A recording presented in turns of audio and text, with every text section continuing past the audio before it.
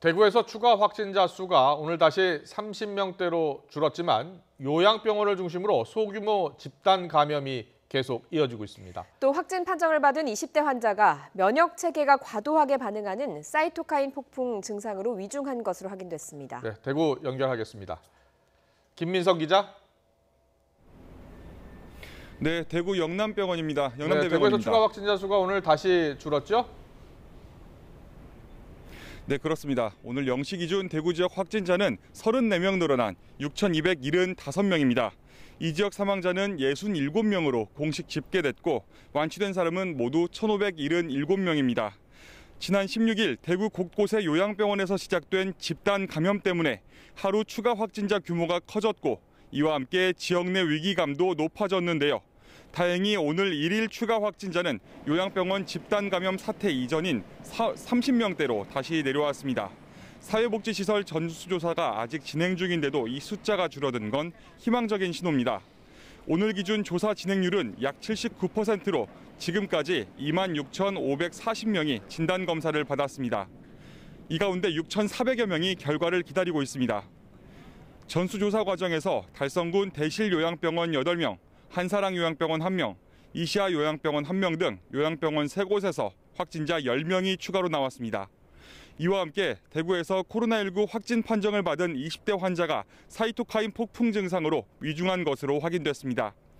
대구시는 오늘 브리핑에서 경북대병원에 입원한 중증 환자 가운데 26살 환자 1명이 사이토카인 폭풍으로 위중한 상태라고 말했습니다.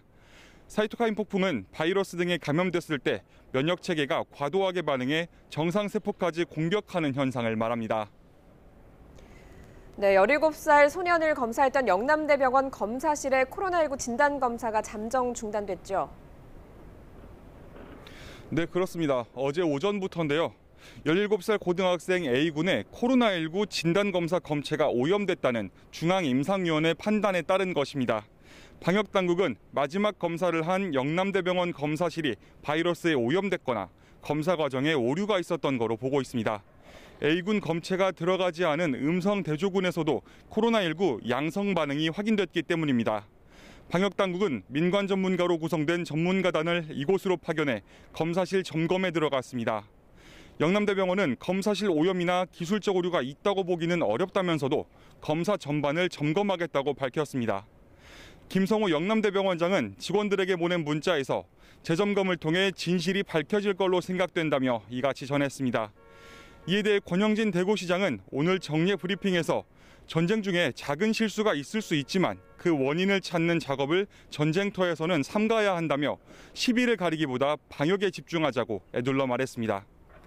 이번 일이 기관 간의 갈등 구도로 비친 뒤 중앙방역대책본부는 영남대병원 검사 결과 전체에 다 문제가 있다는 뜻은 아니었다고 진화에 나섰습니다.